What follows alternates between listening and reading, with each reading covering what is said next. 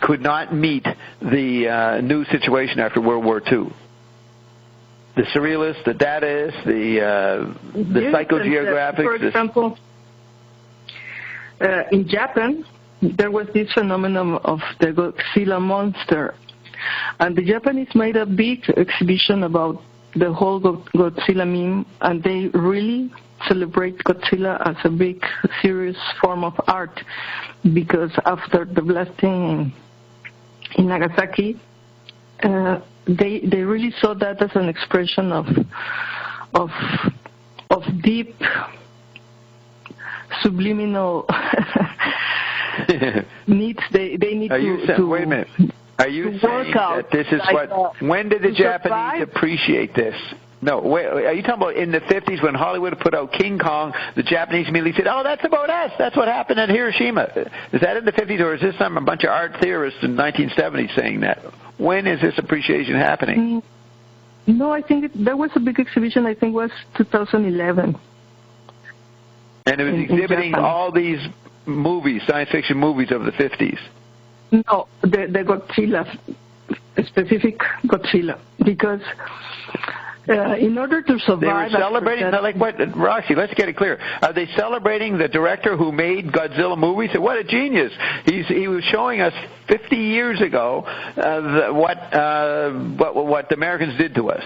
Is that what they're celebrating? Like, what are they celebrating in their exhibition in 2011? Well, they're celebrating the fact that they needed this form of expression, of art, to survive this trauma. Because the Japanese love they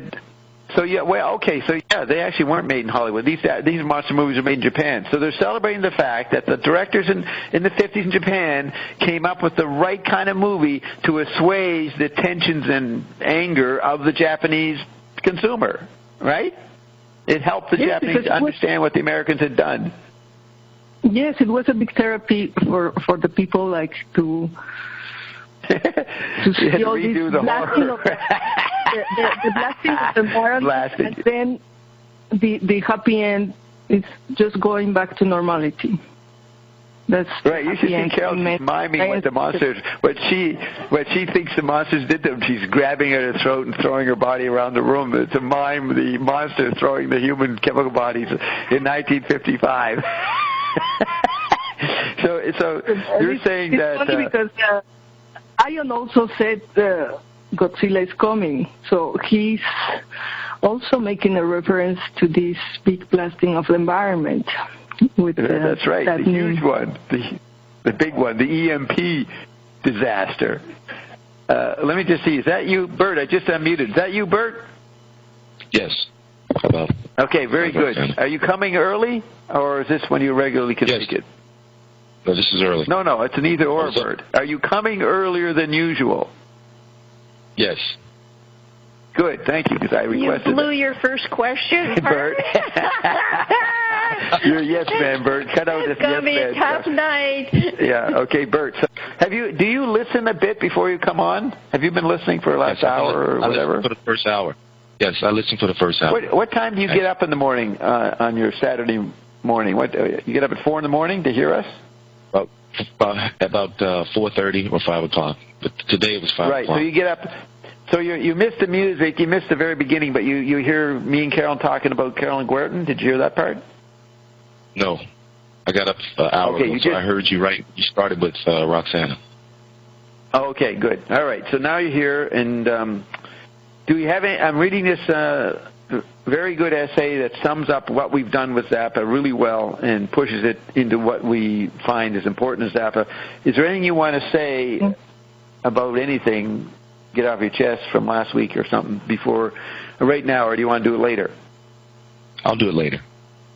Okay, so nothing urgent. I would like to say something before I forget, because okay, go. Yeah, sure.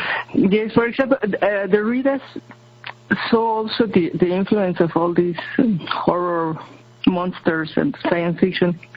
He said before there was like... You said Derridas? I didn't get who you said. Derrida. Oh, Derrida. Yeah. Derrida saw it? You're going to give him credit for something? What did he do? He saw this? He did a lot of essays about monsters and science fiction, because he said it influenced the language. There was before the literary language and the science language. And science fiction sort of fused both in a new type of expression that this memes and language from science fiction were then used in everything, in art, in politics, in economy. So this, with science fiction, there was a blending of both type of expressions that high and low were trying to be separated with during the Gutenberg Galaxy, the literary language and the science language. Right. Became and again Derrida, tactile, like one. Yeah, the way he expresses is very complex, but it's just like a very easy way to say it. Well, it says, and now when did Derrida, in your knowledge, write these essays? In the 80s? He did several ones. So. But did he do it in the 60s or 50s? How ahead of everybody was he? Was he doing it in the 60s or did he do it in the 80s?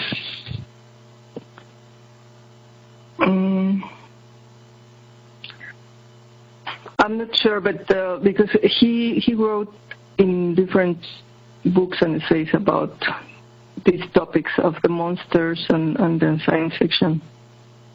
Okay, so Derrida, but I think James it's Joyce. very interesting that he sees this fusing of art and science in literature. Right. So it's listen to this. Something happening everywhere. So James Joyce said through the Evergreens, if he was going to write today, if he was alive, he'd write science fiction. And he meant that Finnegans Wake was an obscure kind of science fiction, but nobody could see that. But here's this book called American Science Fiction and the Cold War, Literature and Film, edited by David Seed. David Seed is the guy who wrote a book on Thomas Pynchon and showed the influence of McLuhan on Thomas Pynchon. So I find it interesting that David Seed, a McLuhanist, is now put a book out, American Science Fiction, and he's got Derrida writing for it. Derrida is in it. So this McLuhanite, semi-McLuhanite, brings in Derrida for this collection called American Science Fiction and the Cold War. And it's Derrida going on about this and that you're talking about. And that's back in, I guess, the 80s. So now here's the important thing, is that McLuhan was talking about science fiction in the 50s, probably ahead of everybody. And he was celebrating Wyndham Lewis, who wrote science fiction in 1928 called The Chaldermas, the first volume of 3, the Human Age trilogy. So you have Lewis and Joyce doing science fiction and nobody recognizing it. Not that they made it easy to recognize. But Joyce said that he did not want to be seen as doing actual science fiction because that was children's literature back in the 20s and 30s. He certainly wasn't going to he wasn't going to go that Manipian and merge children's literature. Now, that's a good point. You can do high and low culture, but you dare do children's literature as well as abstract? But that's what Gulliver's Travel is. And Alice in Wonderland. They're Manipian satires, and they're children's literature on the surface. So maybe Finnegans Wake could be children's literature. I mean, kids would love to mouth the weird syllables in Finnegans Wake. So I might take back what I said. So let me carry on. I just want to say this. It's like both the right brain language and the left brain language, the literature, art, and the science are trying to... Well, film is right hemisphere. It's image. Film is image, and it's up against the verbal, which is literature. Verbal versus pictorial. That's a dialectic that McLuhan writes about in the Gutenberg Galaxy book in 1962. So, but remember, television is beyond the verbal versus the pictorial. Television is tactile. Movies aren't tactile. So it's easy for the Japanese and for postmodernists to celebrate Japanese movies. And they're saying, wow, this prepared us for Hiroshima. No, the King Kong movies were warning people about television, not fucking nuclear war. And those Derrida's going on about nuclear war, and he misses it. More important is TV. So that's never been said before, Roxy. Right here in exclusive. Bob criticizes the Japanese didn't even know what the fucking monster was. Well, it's a big metaphor of they actually were of the android meme. in the technology after Godzilla blasted everything. You know, there was something I remember. Frank Zappa was talking about monster movies, and it was a bit corny to most people in the late 60s, early 70s. Then there was this Hollywood movie around 1970, 71, 72, and I don't know if it was A Long Goodbye with Elliot Gould, but I'd like to see where it was. And it showed a bunch of, college-age kids watching old movies and laughing and making a big deal out of it. And I thought the director of that movie knew what Zappa was talking about, because he has a scene where people in L.A. picked up on what Zappa was talking about and were celebrating old monster movies. That was a scene in this film. So I'd like to find out where that was, because it seemed to be showing the subculture in L.A. influenced by Zappa and the Freaks, who were making a big deal out of the old monster movies. They were turning Japanese. You're saying, Roxy, the Japanese already knew the importance of the metaphor. Well,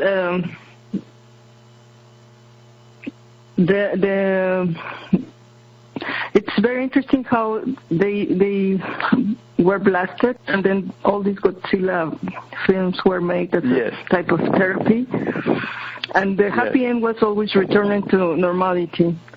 And then they became the most technological society, and they were somehow experiencing before other cultures what it's like to be in this new type of mega they became high-tech they environment. worried about the nuclear. Yeah, they became the nuclear.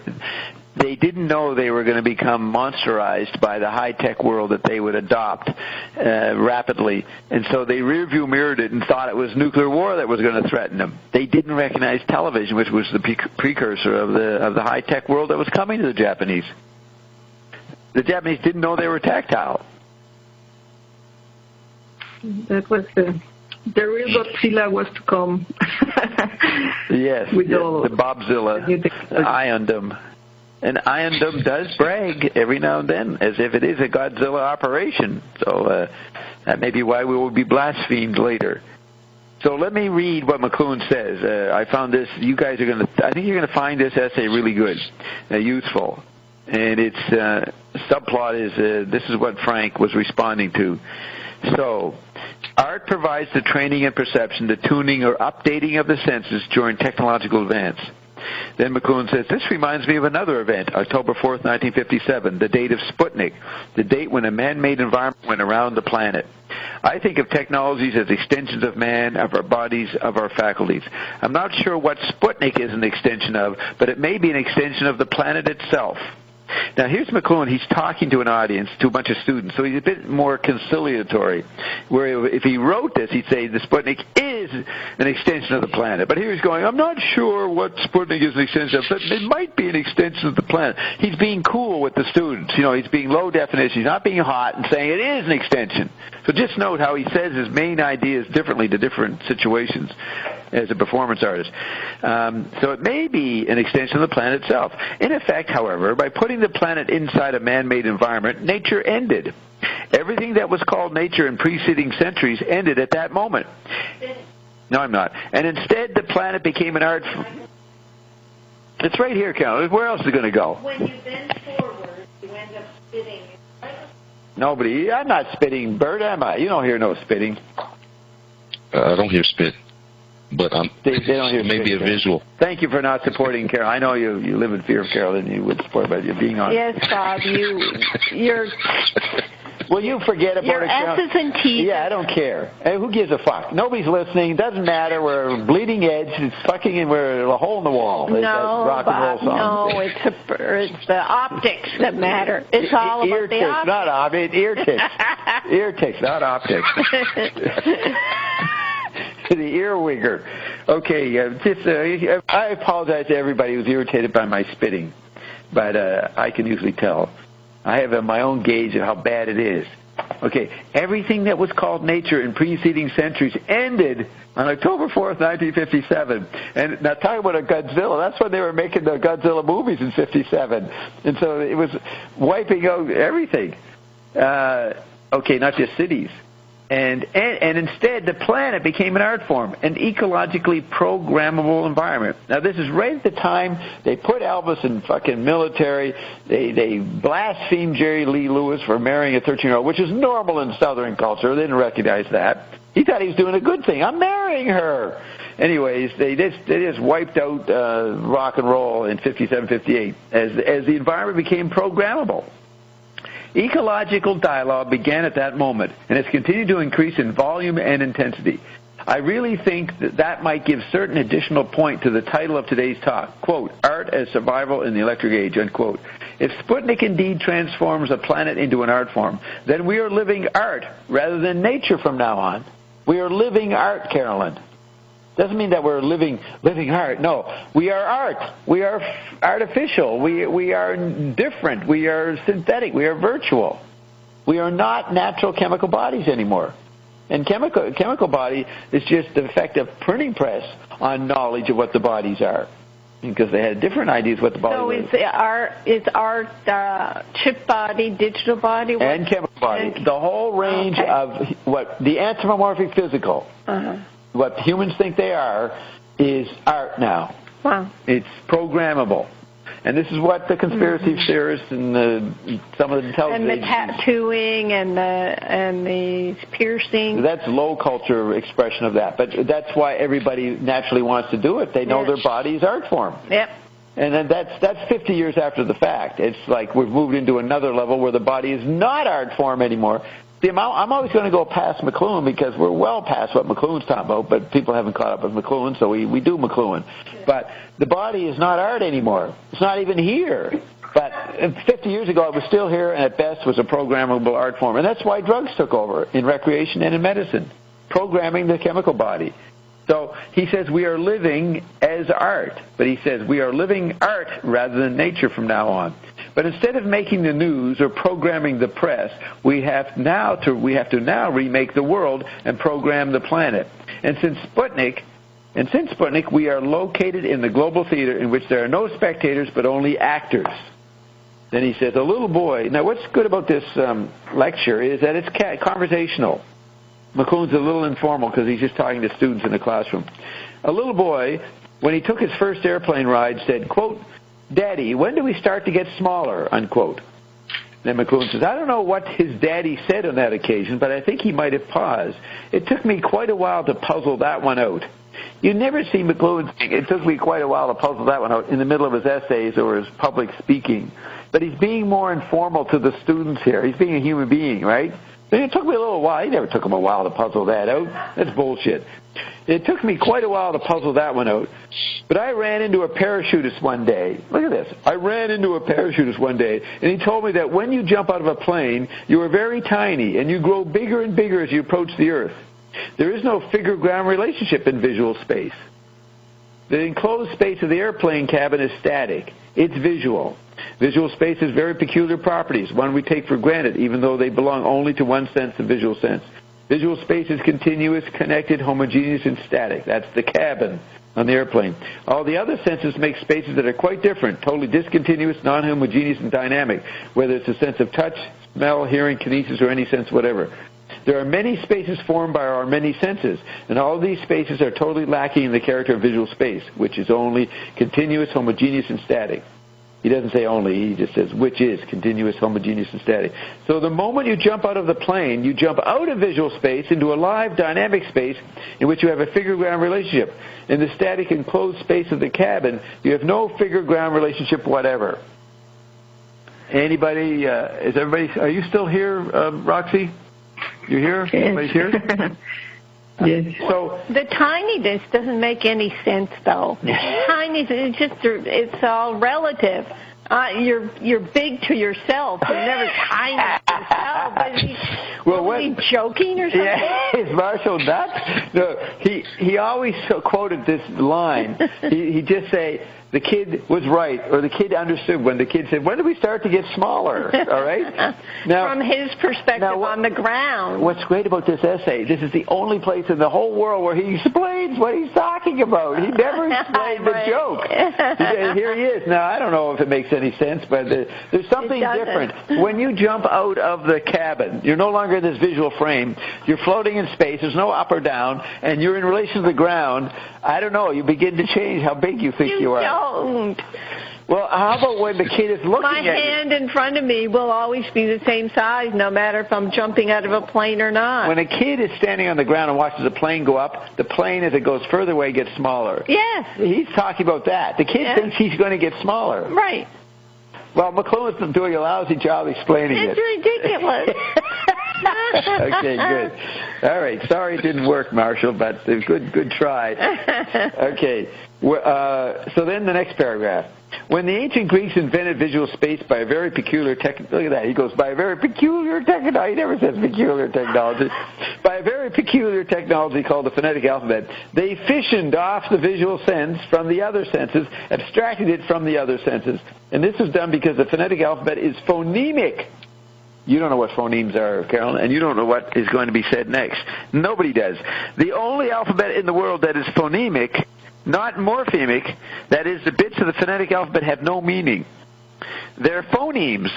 Do phonemes have no meaning? I don't know. You have to talk to a linguist. Phonetics, yeah. I don't know if you look up phonemes. Well, there are some words like, for example, C. In Spanish, it's a phoneme and it's a word.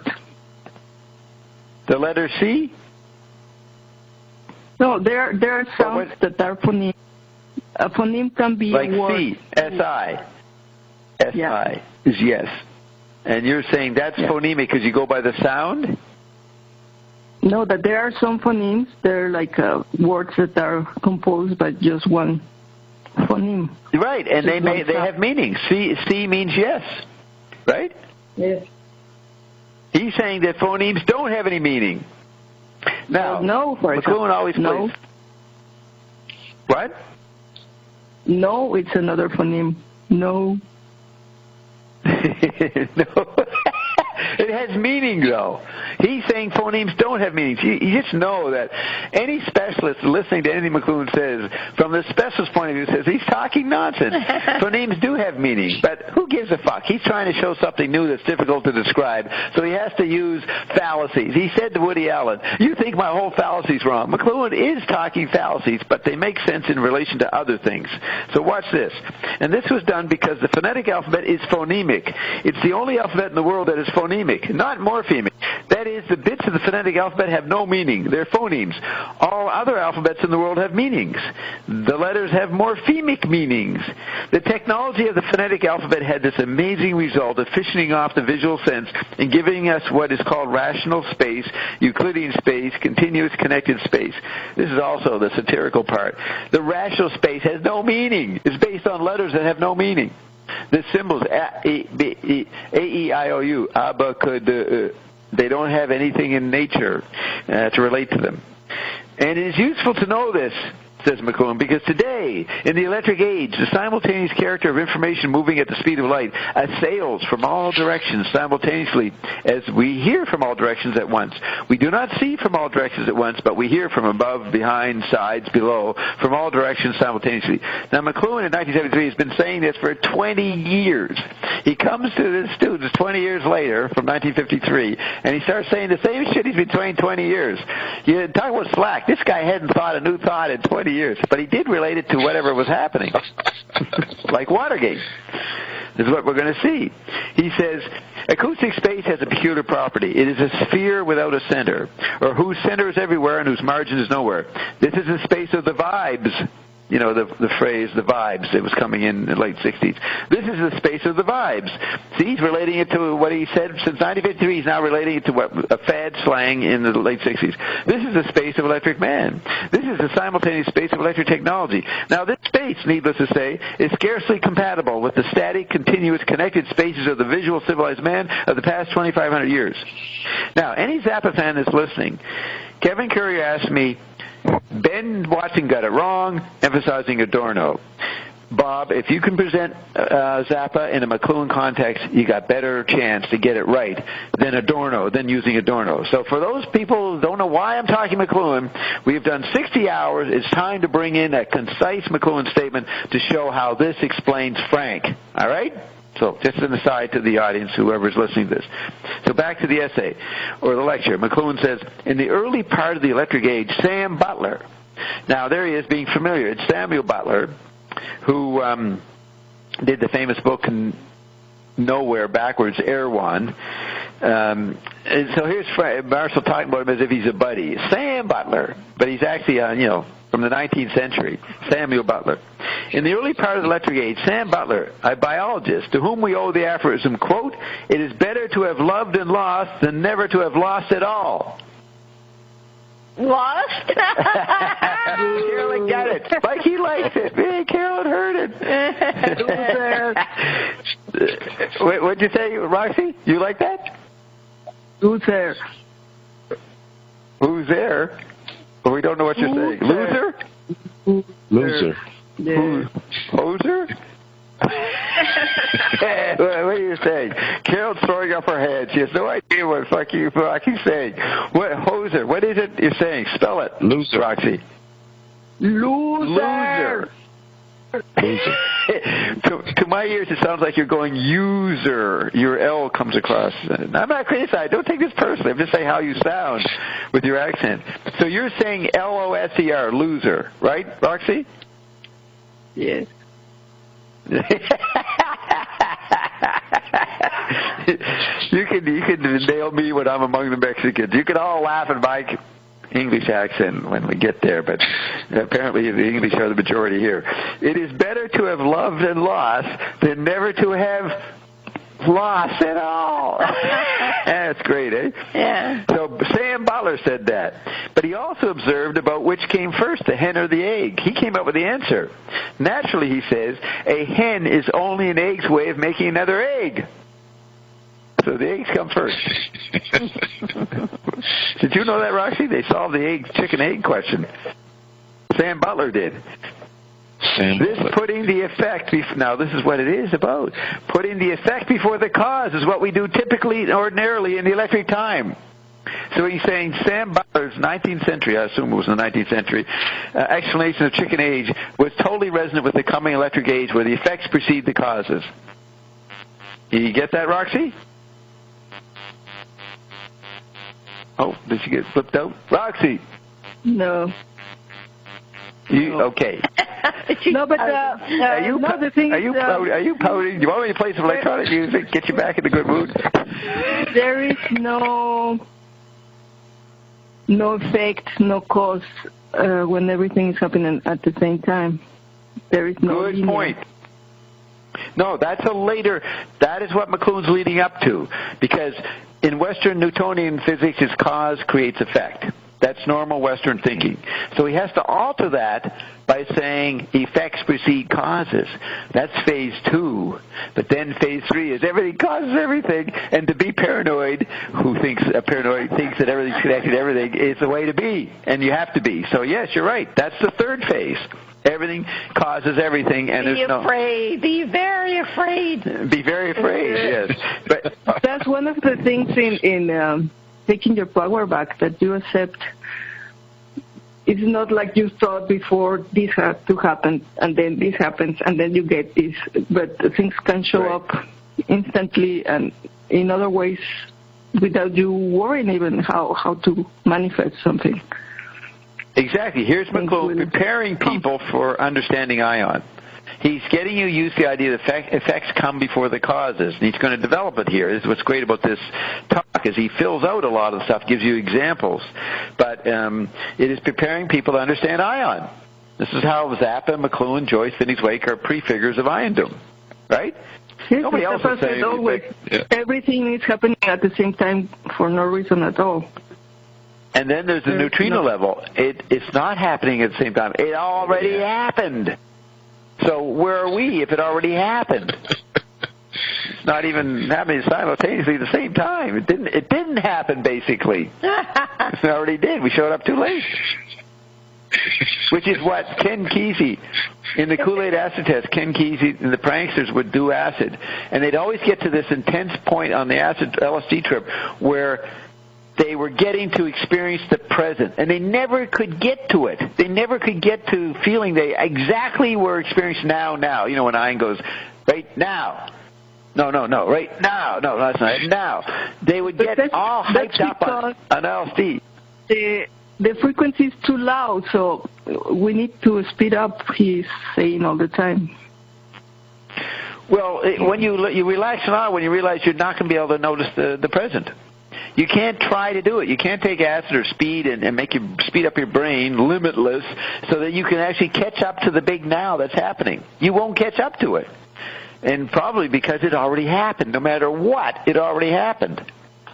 So when you relax and allow, then the simultaneous anomalies will start coming in on you because your brain's not trying to control it anymore, or you're thinking. How to experience anomalies. You read McLuhan to change your brain's thinking on this stuff, or your mind's thinking. Right? Or for example, that's for me that will be the explanation how Leonardo or Frank or you that are autodidactic. Yes, autodidact, that's right, self-taught, yeah. Yes, it's how we for saw example, some of the biographers of Leonardo said it was amazing because he was the most intelligent, he knew about everything, and it was as if he never learned all this, it was like God-given. Right. So I suppose it's when you somehow get to this point of relaxing, that somehow this you just download this knowing from the right, source. Knowing versus knowing. Hey, Bert, did you drop off? Are you there, Bert? Okay, so it looks like he did drop off, so there it is. That's you, Bert, right? You just came back in? Yes, I dropped off. Yeah, okay, good. Okay, so I had never heard anybody had solved the chicken and egg problem until I read McLuhan, and then Sam Butler said, the hen is only an egg's way of making another egg. I mean, did you know? You hear people say all the time, well, it's chicken and egg, and you can't figure out which is which. We've never heard there was a solution in the 19th century. Now, that's really good research that McLuhan found a solution, said by this author.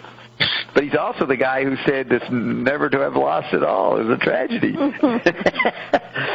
Okay. Next paragraph. In 1844, at about the same time that Gould, the mathematician, not Glenn Gould, the pianist, Gould, the mathematician, he invented in 1844, around then, set theory by separating the mathematical operations from mathematical quantities.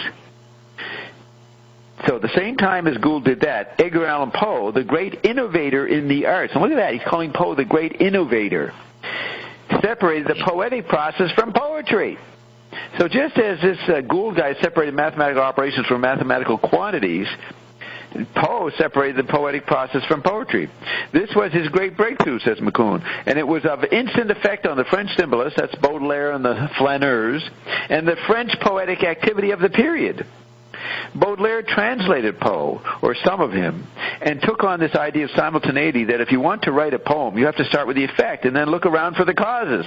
And this became the awareness of acoustic space, in which the beginning and the end are at the same time. Carol. Beginning and end are at the same time. Bert. Beginning and the end are at the same time. Ionets who are listening. And Zappa fans who are listening. Back engineering things. How did you say Reverse that? Engineering. Yes. Reverse engineering. And, we had a new guy in the chat line, Marvin Gluck. I don't know what that means, if that was his real name or whatever, but he quoted a lot of Zappa. He knew a lot about Zappa. I wonder if he's still there. What's he think of this? Is Marvin still here? Oh, they're Minimax says Zappa is actively trying to colonize other art forms. Yes, that's what the Egyptian artist does. He programs the whole planet. That means colonizing all art forms. We'll have to go back and look at... Minimax announces the bad news. Vortex Records in Toronto is closing, Carol. I used to go to Vortex Records. They used to have a show on CKLN, I'm pretty sure. Uh-oh. And the word Vortex is obsolete. The Vortex Records is closing. They've been around, 30, 40 years. Sad news there, Minimax. Minimax says the Simians book doesn't seem to be in the Fisher Library. Now, that's pretty interesting, Minimax. That means the book we're quoting... Eric kept it for his own use. He didn't sell it to the but another thing, Minimax, is Eric had a fire in his home, 15, 20 years ago. Probably lost some of the books, so that might have got burnt. Okay, so back to while I'm doing this, and reading McLuhan, there's a big fiasco going on in the McLuhan family that I'm part of right now. Right now, I'm getting emails about it. They want me to fucking respond. And Carol says, tell them you're on the radio. I can't even bother to tell them. Like, I can't respond. I'm working here. I'm playing. So here I am in the McLuhan family vortex while promoting their father's work. And that's the way life is here. I'm handling many operations here. Bob is the chicken's way of getting another Carolyn. It's better to have known Bob than not to have known Bob at all. It's better to have known Bob and not understand one thing he said than to have not known Bob at all. It's better to have lost Bob. It's better to have lost Bob than still being his buddy. Because he's just another way of getting another way of getting another way. And getting away with it. Yeah, getting away with all these ways. Okay, back to, this is tremendous stuff. If you, the beginning and end are at the same time. This is the kind of space and time in which we live now.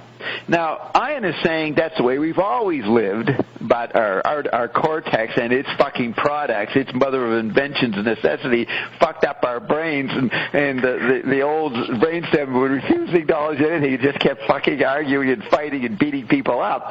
Meanwhile, the cortex is trying to create a media ecology, and Ian said, you got it all wrong, Mr. Cortex. It's not the way the cortex sees it. Yeah, remove that veil from... Yeah, remove the cortexual veil. Mm-hmm. And but what's great, which prefigures ion, is that the environment catches up to the ionic facts. Right, Bert? The Android meme is simulating reality as it really is as seen by ion. The electric environment, the digital environment, is taking and making the beginning and the end happen at the same time. What do you think of that, guys? It's like a speed up. It's a speed up. It's a speed up, but it's an illusion with our senses in the Android meme, and that's why Ion is here to probably speed us up, but also to be aware, because a lot of folks not necessarily speed up. Not aware. You didn't hear me explain to Carol how we don't use the phrase speed up. The end of the beginning. Right, but we got to make a distinction here. This is what.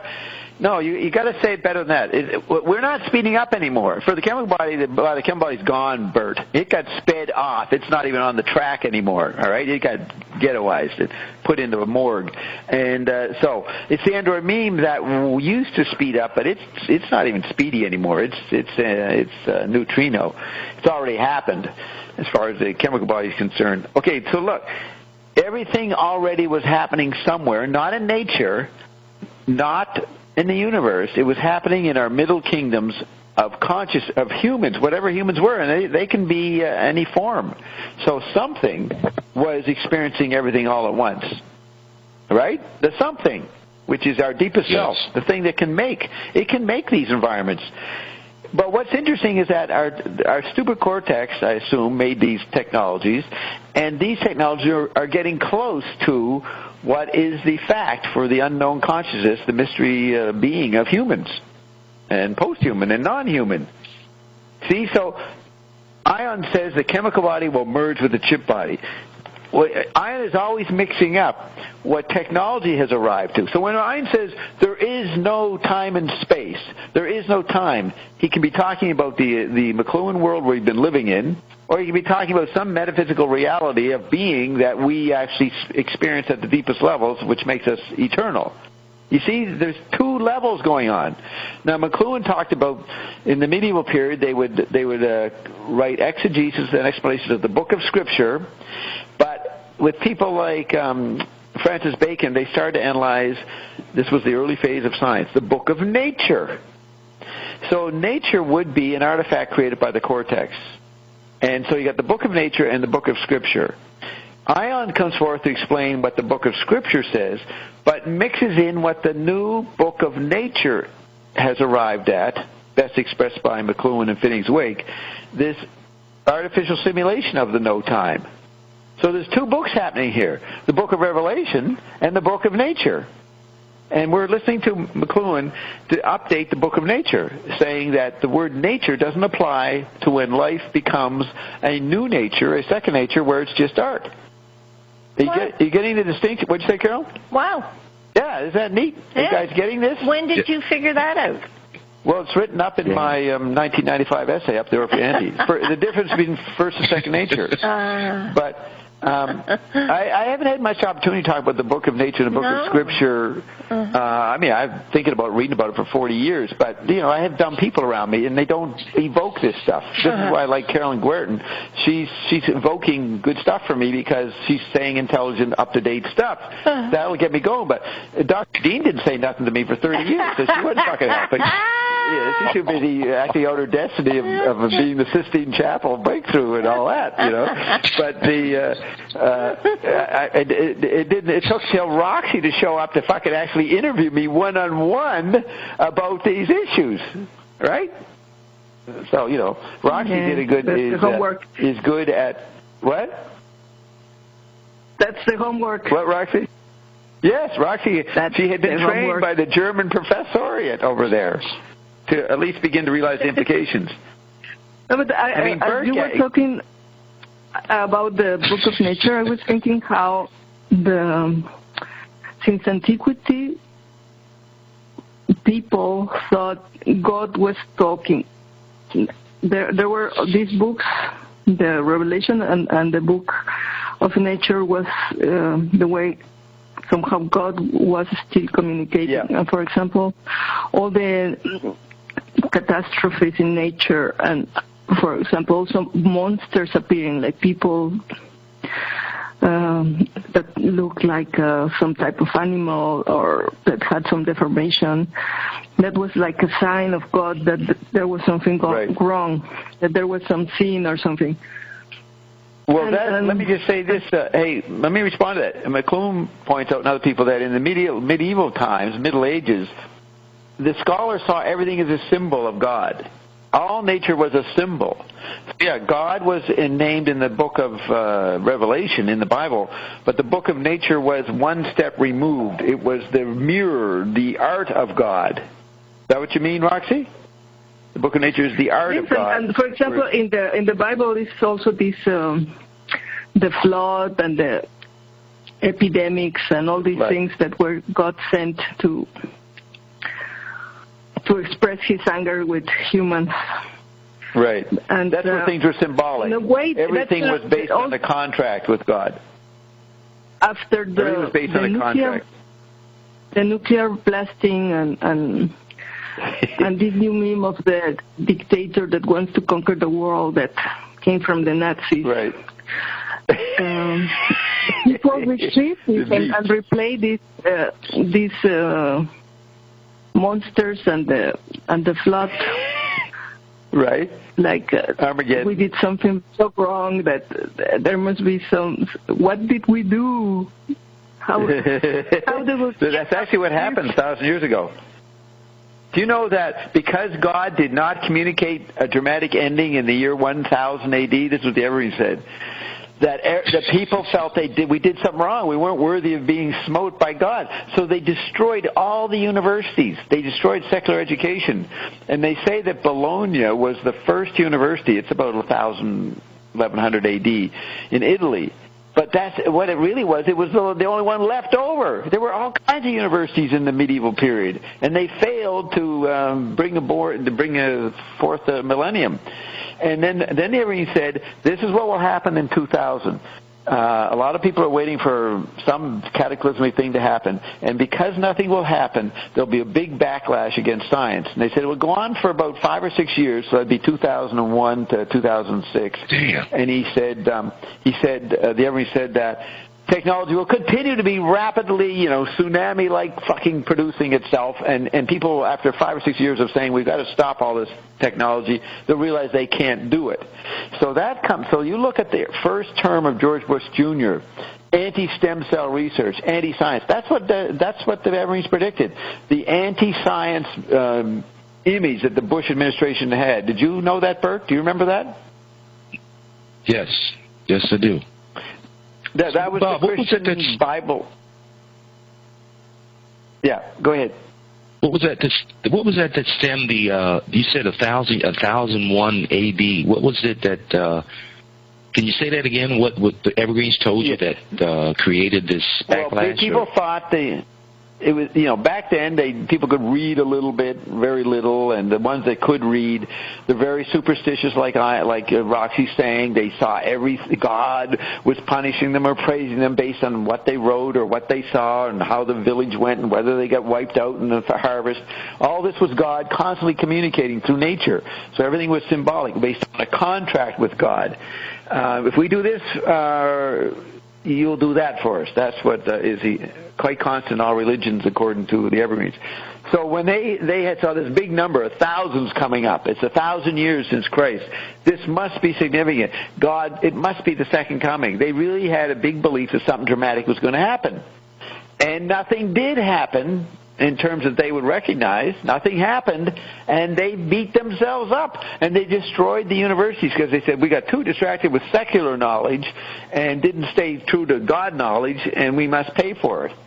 So that's what I'm saying. Yes, that's what the Evergreen said. That's one of the things Zappa criticizes when he says they want you to stay dumb, and that's the story in the tree of life and the tree of knowledge, that when Eva ate... Don't eat the apple. And Adam, don't eat the apple. Yeah, they ate the apple and they wanted to know and to see.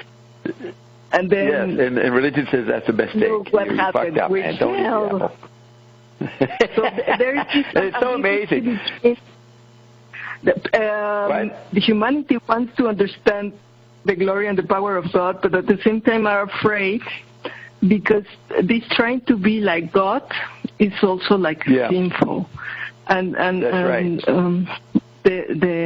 For example, the genetics and the nuclear and all these new technologies sort of got out of hand.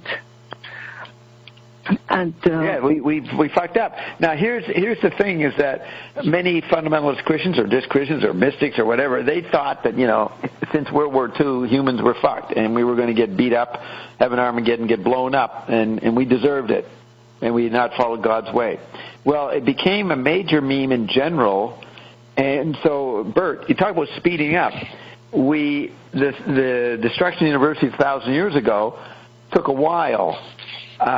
We, in 5 years, went through the trauma. From 2000, 2005, 2006, we went through this backlash, represented Bush's first term. Remember how the popular image was Bush ignored climatology, ignored stem cell, ignored science. And he was riding on this mood that a lot of people have that Christian meme that we didn't get our punishment or just desserts. So what did we do wrong? So they tried to have a backlash.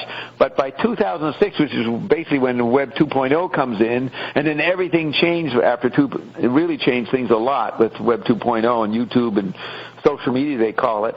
That was the explosion of technology past the culture war of the first 4 or 5 years. So that was a pattern that the Evergreens predicted, and for me, it came true. And you could see the change. They did say within 5 or 6 years, the meme of stopping science will collapse because people will be getting rapid new improvements of technology and will just fall for it and go for the new stuff and end up walking around staring at their iPhones now, right? That's the breakthrough. Totally distracted, so they forgot about being punished by God in the year 2000. So, no the book of nature and the book of... Not now. No apocalypse. Canceled due to lack of public interest. Lack of interest. So yes, the book of nature and book of scripture are two good terms from ancient scholarship, Carolyn, that we can play with occasionally. Okay, so back to what was going on here. Look at this. This is where McLuhan gets good. So, this became the awareness of acoustic space in which the beginning and the end are at the same time. This is the kind of space and time in which we live now. Einstein was only catching up with Edgar Allan Poe. Now dig that. Try to tell that to scientists that Edgar Allan Poe was way ahead of Einstein. But here's McLuhan as the English prof.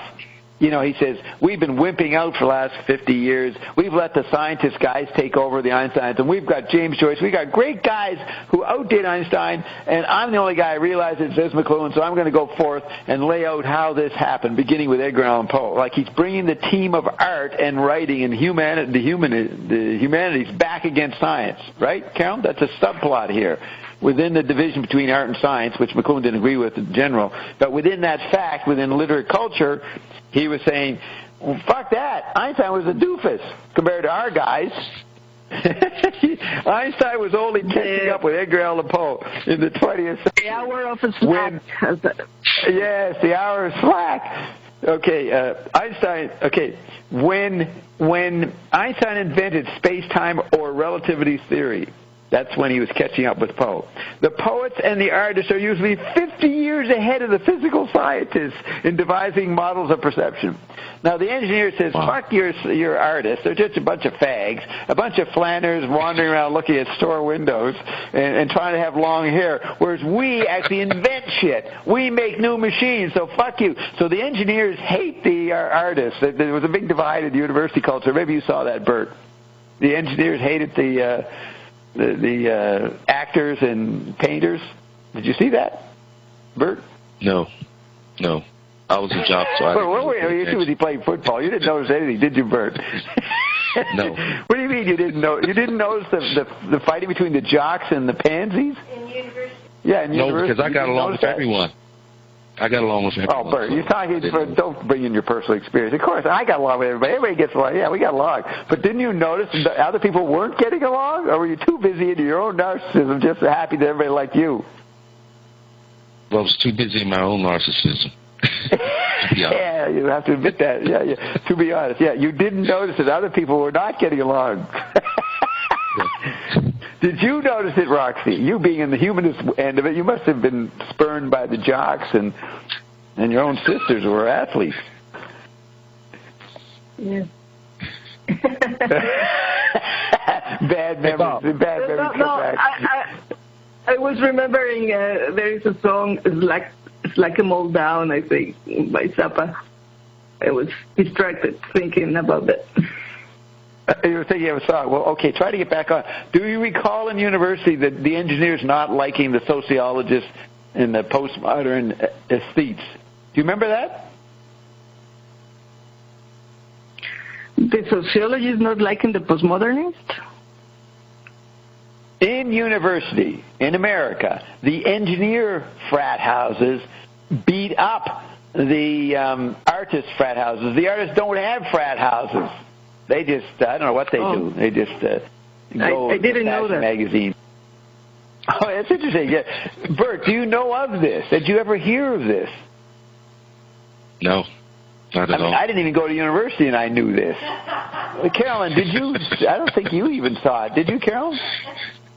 And we were all in our own little worlds, Bob. How would we know? I guess I was the only one who knew what was going on because I wasn't in my little world. I wasn't at university. I was observing the outlines of structure. My job was to know what was going on. No, man. I used to listen to engineers, criticize the artists all the time. The art students, they didn't take each other seriously. In popular language, it's the jocks versus the nerds. But the nerds often were sort of scientific themselves. So you get the jocks versus the nerds versus the engineers versus the Patti Smith, Robert Mapplethorpe child sex hustlers. That's what the artists were doing. They were fucking being hustlers, right? Using their charisma to seduce people. What are you talking about? I know what I'm talking about. I took advantage of it myself. I exploited it. Sitting around in the student union building. Yeah, observing the battles. Okay. I used to go over to the student union building. It was right there where we lived on Seymour Street. Seymour. Well, I lived in an apartment on Seymour, and it was number 1400. Right when 14 was the number, the Lemurian consciousness. And from 72 to 77, Carolyn, the Coker Quadrant, the number is 14, and that's when we lived at Seymour Street. Wow. I saw a lot. I saw a lot more. Seymour. Okay. So the job of the artist is to devise means of perceiving that are relevant to the situation in which you exist. This is a gap between biology and technology, which Simeon's pointed out as a kind of traumatic and dangerous gap indeed. Now, here's what's incredible. He then proceeds to read. He says, I'm going to read a short passage from Poe's A Descent into the Maelstrom. Now, we played this last week, right? Yes. He actually typed it up. And he says, where Poe illustrates this principle of survival at work in a situation of a sailor who got caught in the great Strom, S-T-R-O-M, with the umlaut over O, Strom. Oh, by the way, Roxy, you spell Bootians. I don't know how to put an umlaut when I'm typing. It's Bootian, B-O-O-T-E-A-N-S, Bootians, from Booties, B-O-O-T-E-S. That's a constellation with 7 stars, the Booties. One of the O's has an umlaut over it. That's how you spell Bootians, which you asked me the other day. Yeah. Strom is German for like a current. Right. Strom. Caught in the great Strom. And he has descent into the Maelstrom. And Maelstrom in American wouldn't have the umlaut. But this particular version has an umlaut over it. And he also has Strom in italics, S-T-R-O-M with the umlaut. So he says, I'm going to read a short passage from Poe's A Descent into the Maelstrom, where he illustrates this principle of survival at work. Now, this is what survival is. In a situation of a sailor who got caught in the great Strom and began to study its action as a means to survive. Now, I'm going to read it, and read it fast. I don't expect you to understand it. I don't even totally understand it when I do it slowly. It's hard to visualize, but it's done in, 1830 language. So listen, I just think it's neat to read what we heard, right?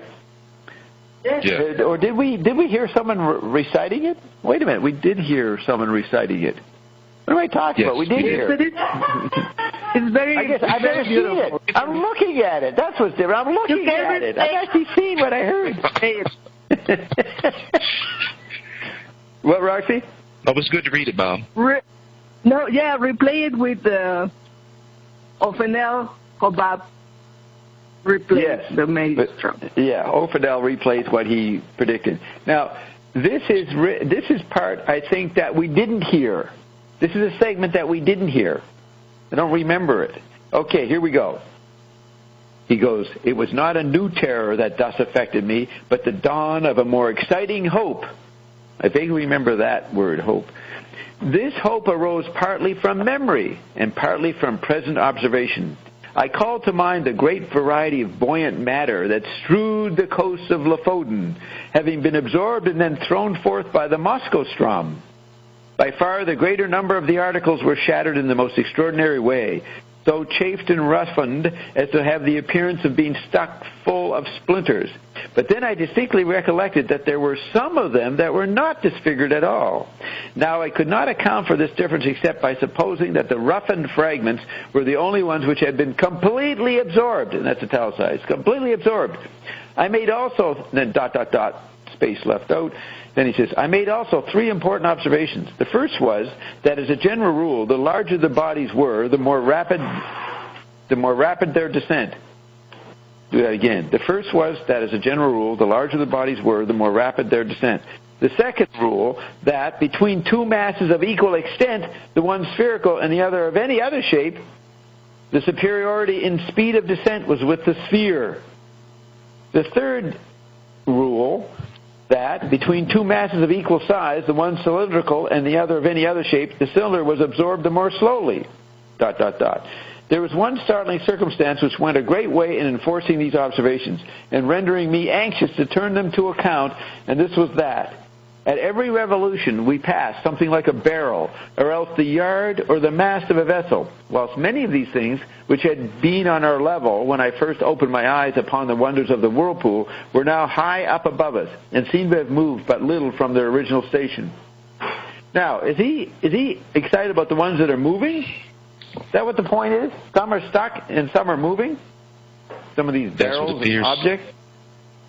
Right, so he wants to be one that's moving because then it can bounce out. It's moving out.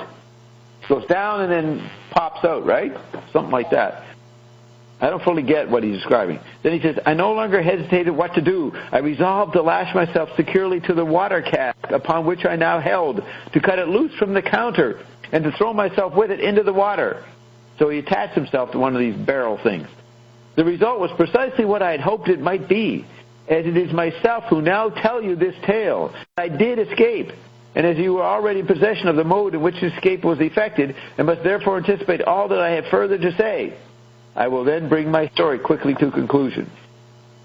Anyways, I don't understand any of it. I can't visualize it, but can you guys visualize it? Other than a little. He is describing how he keeps cool. He watches the vortex to understand, to make this pattern recognition, how it works and how to come out. No, I get that, but I can't see what he's seeing. I can't image actually what he's saying, what he's talking about. I know what he gets from it. I know that something is returning, and he grabs the one that's going to go down and pop out. But I don't know what it means. One is cylindrical, and the other is in any other shape, and one was absorbed more slowly. I don't know. Maybe he means absorbed. It didn't. It went down into the tunnel vortex slower. It doesn't matter. It's just wonderful that we were talking about this last week, and I picked up this book the other day, just decided to look at it, just like you, Roxy, finding things relevant, and there's I'm looking at the description. I mean, I've never actually read the set in the maelstrom. I don't think I even fucking looked at it ever once. I got the message without going into the details. I have to make this digression here because I usually talk about things that show up during the week, like I suppose they get there for some reason. And I was watching films about these monsters in the 50s in YouTube, and they're quite entertaining and funny. And there was like a suggestion from the Android meme for me that it showed a castle. And so I click on that, and it's a castle in France, in La Loire. It's called Charbon, and I was very surprised to see, because it's like the weirdest art science nonfiction ever. The castle was built by the French king Frank I. That's during the Renaissance, at the time of Henry VIII and Charles V in Spain, the emperor. Right. Yeah. And they show this amazing castle in the middle of nowhere, and they're talking about how this castle is a big anomaly, a big architectural nonsense. It's very beautiful, but they don't understand why it was made. And then they explain at the time the king had conquered Milan, and he invited Leonardo da Vinci, who was the biggest tactile artist scientist ever, and he brought Leonardo to France. And they think Leonardo was the architect of the castle, because there are some elements that are only into Leonardo before. And the main thing is, in the center of the castle is built as a cross, and that's another thing that Leonardo was working on. on this cross building and symmetry. And in the middle of the cross, there is double revolution stair, looks like the ADM, you said? It's two stairs that are like forming a braid that go up. So you go into the castle, the first thing you see is these stairs that invite you to ascend. And they don't understand why would the king build a castle in the middle of nowhere that costed 10 times what a cathedral will cost. They brought the white stones from very, very far away, and the perfect symmetry. They analyze, these Cartesian architects analyze, is broken on one of the sides. You have the impression everything is in perfect symmetry, but when they looked, and now they can do these 3D things into the building, one of the parts in which the royal chambers were located is in Bert, like if you see it in a mirror. And they say, why would they broke this perfect logical symmetry like that? Why would that be inversed? Then another very modern thing is that the apartments of the castle, they're all the same, as if there is for people that has no hierarchies among them, and that's very novel at the time. And both the king and Leonardo never saw the finished castle. It was actually finished until the time of Le Roi Soleil, the Sun King. But they continued to build Louis the 14th. Louis the 14th. It was a big. You're saying the Sun King is Louis the 14th, right? Louis the 14th is the Sun King. Yeah. I want to add another point there. You said ADN. You meant DNA. You go ADN, okay. But you mean DNA. Yeah, DNA double helix. That's what I thought when I heard the stair description. What was the name of the video? Can you get a YouTube video? The name of Tambor. I saw many different, but there is a very good documentary on Arte, A-R-T-E, the French. Yeah, Arte. Okay. Yeah, it's called Chambord. It's C-H-A-M-B, C-H-A-M-B-O-R-D. C-H-A-M-B-O-R-D, Castle Chambord. Now, you look that up. There's a lot on Wiki. But the interesting thing is Roxy's saying she's looking at Japanese monster movies, and then she sees this castle, which unfolds an incredible scenario. We're hearing about it. Because some of the main decorations in the castle are crowns, the flower of leaves, that it's also the blue lotus, and 8, that is the eternal, and the salamander that was the symbol of the king. But the number 8. 8.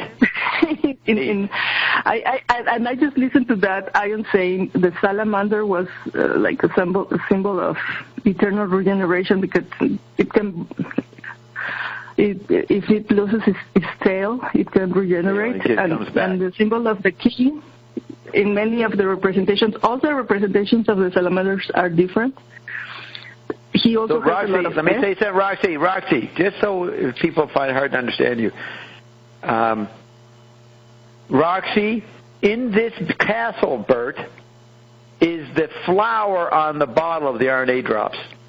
Just to get to a point here. What? This is what she sees. So, wait. Okay, I'm going to go to that now. Yes. Okay. Because the salamander was a symbol of the king. It somehow was related to the Godzilla thing, because it's like a sort of reptile. So for some reason it was like in relationship to that. But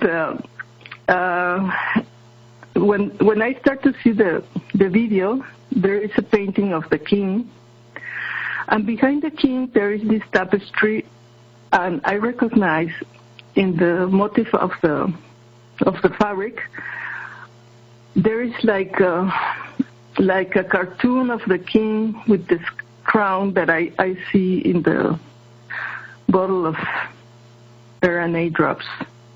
And I was like, what the fuck is that in there? Like, I cannot believe it. So she's genuinely shocked. Where she's going through the epiphany, she's shocked by what she sees. The king and Leonardo knew about Bob and Lion. What is this? I was like, I cannot believe this. She did. I cannot. You have to realize, Bert. She's going. I can't believe this. Like she's walked through another obscure art history. She's trying to relax from Iondom and all the pressures of learning Iondom stuff by watching Japanese movies, and it leads her right back to Bob again. She can't avoid it. It just takes her right back into the tunnel, sucks her right back in, and she's looking at the cover of the RNA drops bottle. What do you think of that, Bert? That's pretty incredible. And she's fighting it. She said, I can't believe this. What the fuck's going on? I've seen that painting many times because I went to French school and you study the 16th siècle, the 16th century, and you see that painting of the king, and it's like, of course, I never saw the fabric behind. And I was like, I've seen that painting a lot of times, and now I could, and all the things they were saying that are like, they don't understand why some of the F are inverted.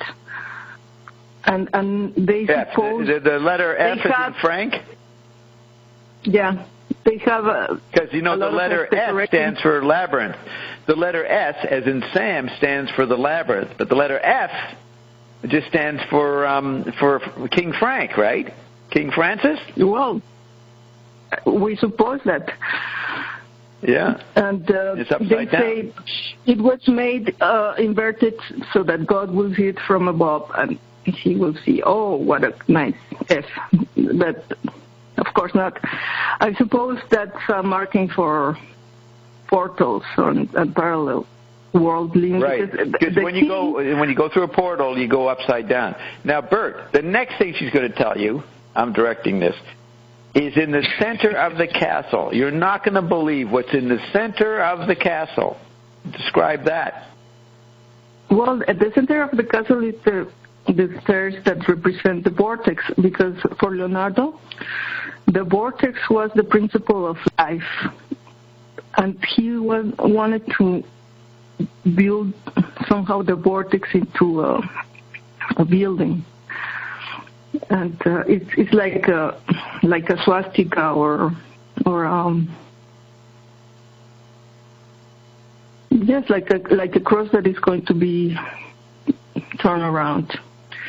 Spun. And when I was seeing that, it's like, if you have heard Ion, it's like you can understand and make sense of all these things that for many people is absurd, because, for example, there's a lot of decorations that nobody can see. Yeah. They say, why would they do this? Why would they hide these complex patterns? But in the middle of the building is the DNA spiral. Oh, wow. As a stairway, steps. You get that? Everything is like going up, ascending, like your eyes are directed up with all these decorations on top of the building. And around the castle there is woods that are the size of Paris, and it's a big natural forest. Park. It belongs now to the French Republic, but it's like they were asking, why would they build this thing that was never really used? The king was only 9 times there, and most of the important kings went to visit for 1 or 2 nights, like Charles V. And everybody was like, they said it was the most amazing human creation ever. This place was built in the wilderness of a forest with nothing around it, and was built for hundreds of years. Took a long time. Leonardo and them and the king didn't see the ending. So the king would only stay there once a year for 2 or 3 days, and he only stayed there total 9 times, and yet it kept being built. What's going on? My theory is, and I think Roxy might have thought this too. They went there. They went to other worlds. And it seemed like only 3 days, but they went off and were hanging out for a couple of years in other worlds and came back. And because they were using it as a launch platform, they didn't have to stay there very long because they got their vacation in other worlds. You know what I mean? Yes. Damn. And then it has all this mystical reverse mirror stuff hidden away in nooks and crannies. And so the team of the vortex can't explain the building that we just were talking about. And it's like I had to see it after the vortex so I could sort of get it. What'd you say? It's amazing because after what? Yeah, and maybe we were talking about the vortex 2 weeks ago. Are you saying because we talked about LaRouche and the vortex 2 weeks ago, you then could see and understand this castle? Yes, it's totally ionic, and I was like, Leonardo knew about Bob, and I was just like, this is the most amazing science fiction. Yeah, so Bert, you've got Michelangelo's mentored by Leonardo. So Leonardo told Michelangelo, put Carolyn in the Sistine Chapel. That's coming, all right? Then he says, but we'll put the other stuff in the castle. So, like, the castle is an extension of the Sistine Chapel vision, because there's a lot hidden in the Sistine Chapel, and then there's a lot hidden in the castle. So Leonardo was involved with both. Damn. And that was his last project, and then he allowed himself to transition. Yeah, he either faked his death, he may not have died. But see, here's the thing. Yeah. Where does he die, Bert? He dies in the arms of King Frank. King Francis, King Frank. And so that's the way they covered it up. Yeah. Fucking Leonardo said, hey, Frankie, I'm leaving. I'm not hanging around here. I've done it. Well, I got to announce that you're dead. Okay, well, let's say you died in my arms. The one insider guy is King Francis. He can carry the story. He died in my arms. I know he died. I saw him die. You know what I mean? That's the cover-up. The two con men. Listen, and in his main paintings, he only took 3 paintings to France: the Mona Lisa, the Santa Anna, and the Saint John. And the Saint John. So that's how the French. That's how the Louvre got Mona Lisa. That's how they got it, because Leonardo took it to King Francis. Yeah. That's interesting. And in several of his paintings, somebody is pointing up. Like Leonardo knew about Ascension, and he was telling us, but they could not really tell us. They were just putting these things everywhere so that we remember. And it's amazing because I was doing all this about the science fiction, and for me this is the weirdest movie. The weirdest science nonfiction. The science, about not about. Oh, Iondom. You talking about the which movie? Iondom is the weird movie. Iondom.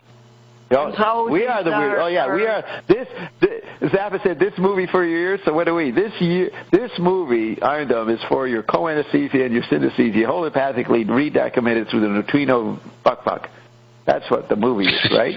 That's how we promote it. Yes, because all these things makes perfect sense, and then you have Roxy.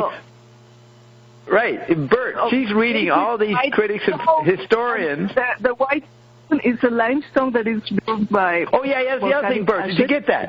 They brought stone from thousands of miles away. This particular white stone, which had a lot of magnesium in it, they brought that to build their stuff. For a fucking hunting cottage. This is a hunting cottage. He's making a place to go hunting at. That's the cover everybody story. Says, why will he bring these stones that they had to bring 220 tons of that stone? 220 tons? well, yeah, 22. Because it's 200. Did you miss that one, Roxy? You missed the 22? No, you missed the 22 there. Yeah. 220. 220. Yeah, we got that. But they had to cut it per hand, these blocks. Yeah, put it in a wagon to a ship, and then it will go to a port, the disposed containers or something. And they would put it again in a wagon and bring it to this very isolated place in the woods to build. Yeah. And it was the largest construction ever in the middle of nowhere. Like, everybody's like, what is that? They wanted to make sure nobody saw what they were doing. They were hiding. They weren't even hiding in plain sight. They knew that would work. They built it for us, like, we have the woods, Yeah, we had to buy it, Carol. We had to sue them, say, this is mine. Look, it's got my shit in it. You guys stole it from OBAB. This is OBAB's property. OBAB. For me, it was like amazing confirmation that, okay, I'm not crazy, because sometimes it's like, this is too much. Yeah, you don't know. So Bert, Roxy, at the end of 2015, had her big epiphany. It's all true what I am saying because of what happened at this castle. She says, that's it. That clinches it. I'm in. Yeah. Now, the other thing is that she's reading the scholars on it, the historians, and they're all totally mystified and puzzled by this phenomenon, this castle. And there's Roxy experiencing an epiphany of, I know why this happened. The only person in the world up to this point. I mean, of retrospective scholarship, looking into it, it all made sense to Roxy and doesn't make any sense to anybody else. Yes, and Leonardo did the codex design as well. Yes. Yeah. Yes, and the thing, actually, nobody can really say it was Leonardo, but of course it was Leonardo. We have to ask Ian. Nobody could do that. Oh, it's not a precise historical record that Leonardo did this. No, because all records of the building, the castle, all the plans disappeared. Because I suppose there are a lot of secret. Went to another world. Yeah. Yes, and I wonder if Leonardo was from another world. Maybe he was not even born here. He was from another world. He came over, did his thing, took his plans, and took them back to where he came from. Yes, we have to ask Ion about all this. But I think it was a great gift that I'm planning to talk about the science fiction and Zappa. And they just show it to me. Did you say you shouldn't? What did you say? It's a great gift, is what you're saying. No, for you, to you. It's a great gift from them to us. Like, we talk about the vortex and somehow the logic of how things are appearing. So guess what happened to me last night? We have little, are they called newts, Carol? What are they called here? Geckos. Oh, geckos. So we got these little lizards running around all over the place. And every now and then one gets in here. And I was told that if you stop them, if you touch them, their tail will disconnect. It's a defensive move. They just if you're holding its tail, it will just disconnect the tail and take off. It saves itself by being able to detach its tail. For the first time, that happened to me last night. There was a little gecko last night running around over there, and I had my piece of paper to sort of squash it, and I put down the paper, but my hand got on it, and I touched him, and then I was looking at the thing still running, and a little tail stuck there. So I caused him to split, and so it split. I had the experience in this period of the salamander story that Roxy's telling. It's the timing. I finally got to experience what they do, the magic of their tail, during the week of this story. Damn. And Ian said we're going to be able to do that, to regenerate whole. Yes. Arms and legs and whatever. Yeah. Yeah, we'll just go and chop someone's leg off. This little reptile can, we can too. Yeah, when you're playing, boxing and that, you'll be so strong, be able to knock the guy's head off, and then the guy just grow his head back, no problem. And, of course, you will see this in special effects movies in Hollywood, in the entertainment industry, so the mind sees this for decades before it actually can happen. We see this kind of phenomena in different kinds of movies. It's acted out to the brain through the endormeme before it happens in the chemical body. It melts the old assumptions that frees the brain from allowing it to happen. So you got to have heavy programming. So that's where there's a deep level of programming going on with the media, like the whole UFO movies. That's preparing people, but of course it's not preparing them for ion. Ion's a different kind of UFO. But there are these images that people, Hollywood is a classroom, wittingly or unwittingly, training people's perceptions. That's why you can't knock dumb culture or low culture. There may be other reasons why it's happening. I mean, I don't get a big charge out of special effects anymore. It's just sort of boring, and they've done a lot. It doesn't, but they keep expanding it. They keep improving it, making fantastic special effects stuff in TV movies. But that is, it's the endormeme educating itself and us, right? With the virtual shapeshifting. Yes, I also found a very interesting webpage. It's called tropestv.org.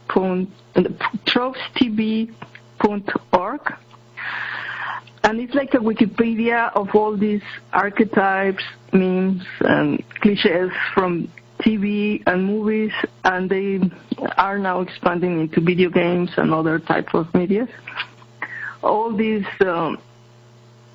themes, like the aliens are saviors, that there is no more messiah, so we need the aliens to save us, and everything now, is what did you say now the we title need was? Are you saying tropes, T-R-O-P-E-S? Yeah, are you saying tropes, T-R-O-P-E-S? Yeah, that's singular. Yeah, trope. That's another word. Tropestv.org. It's quite interesting because org. it's what all is about .org? How do you spell .org? O-R-G. I say dot or yeah, whatever. Yes, I say it in German. Brute? .org. Oh, dot. Yeah, .org. Okay, so I said it Trope TV. You're saying Trope TV is one word. TropeTV.org. Yeah. It's very interesting. And you see all the archetypes. Amazing archetypes, names of popular culture. Right. And you can just get lost into that. It's real fun. And to see. Right. Now back to this. So you're watching the documentary in the Japanese movies, and this installation in the museum celebrating that culture. And then that makes you find the castle. No, I haven't seen the documentary on the castle. It's in French, but I'm going to watch it anyways because of the visuals. What they're saying, Bert, wouldn't matter. French, German, English. They don't know what they're talking about, so you don't have to know the soundtrack. But you get to see the visuals of the architecture and the designs, and they have things mirrored and backwards. So it's probably a pretty interesting documentary, so I'm looking forward to looking at that. Yes, so we can all enjoy that. Yes, so let's go back to the McLuhan essay, okay? That is a big thing that happened. I mean, for Roxy, it's pretty big confirmation of information beneficence. I mean, she just dropped in her lap the whole story. So you knew that the king, but the reality goes beyond the most weirdest science fiction ever, because this story is like from the fall to this point. Like we discovered the castle. No, see, I don't know which way you're saying that. Are you saying that story, that experience with that castle and that documentary is weirder than anything that ever happened? Or are you saying that Iandom is weirder than anything? The whole Iandom is weirder. Yeah, is weirder than anything. That's right. And I keep saying that. You ain't seen nothing yet. And then all these things showing up like this, for me, it's like Yeah, it's like a movie, but it's for real. That's true. Right. I and Him is a real movie, and I feel like Harry Potter all the time, and it's as Ian says, you ain't seen nothing yet. Now the other thing is, when Michelangelo did the famous David sculpture, he went to a quarry, I guess near Rome.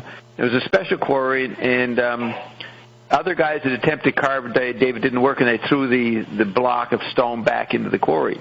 I wonder if this white stone came from that quarry. I don't know if it was a special stone that Michelangelo used. Anyways, that's just a side thought, because we have this whole explanation from Ian about the process of making David, what Michelangelo went through. It was a special block because nobody else could do it, and actually Leonardo was interested too in that same. When you say nobody could do it, you mean nobody could break it, nobody could sculpt it? Well, is that what you're saying? There were 3 attempts, I think, to sculpt that thing, and they left it for some reason. And Leonardo, there were a couple of guys who tried David. A couple of guys tried to do David, and they didn't do it, and then Michelangelo did it.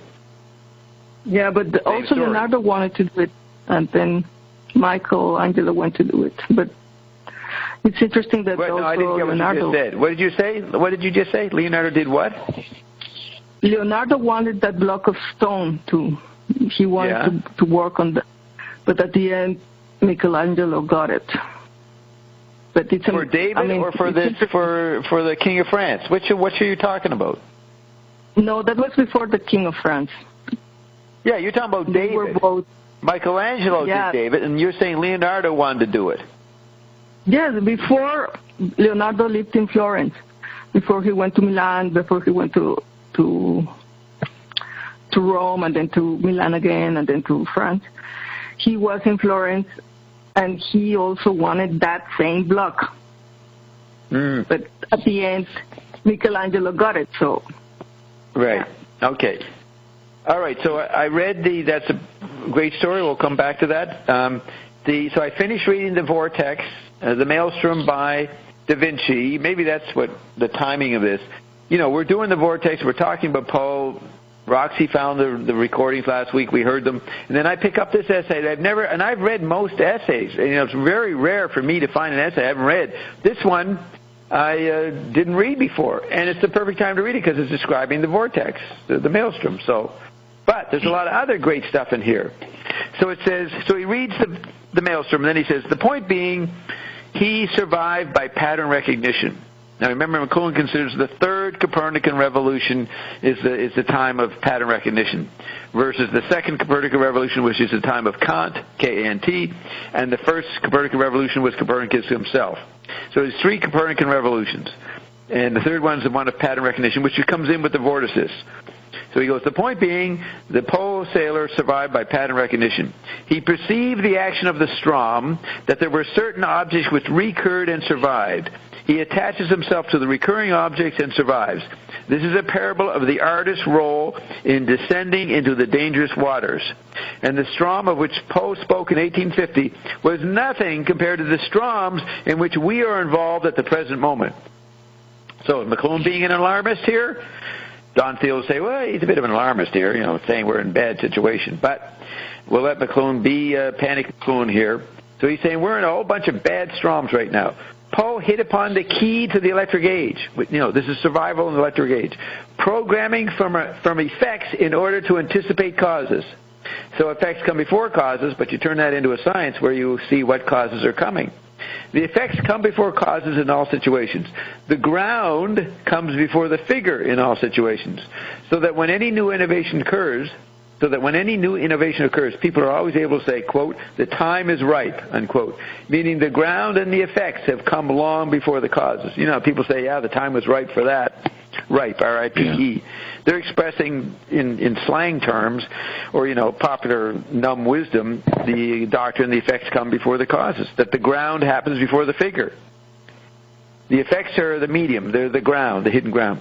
So then he says, A recent article in the July 1972 issue of Scientific American on the bicycle pointed out that the bicycle in many respects had paved the way for the motor car, literally, because the bicycle made smooth roads necessary for the pneumatic.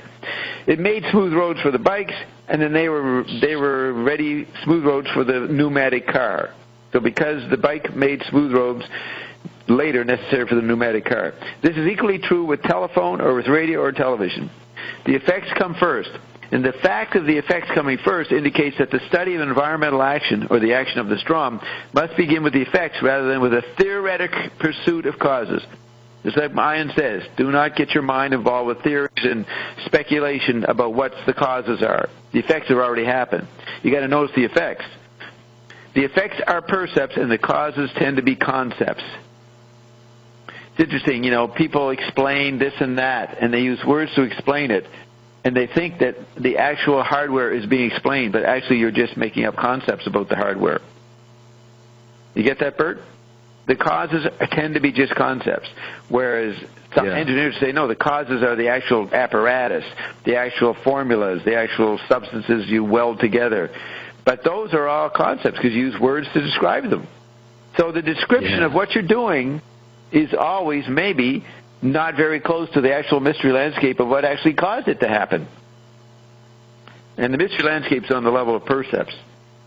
So then he says, apropos the structure of the instantaneous or the acoustic environment in which we live electrically, I'm going to read a short passage from Mr. Eliot on the auditory imagination.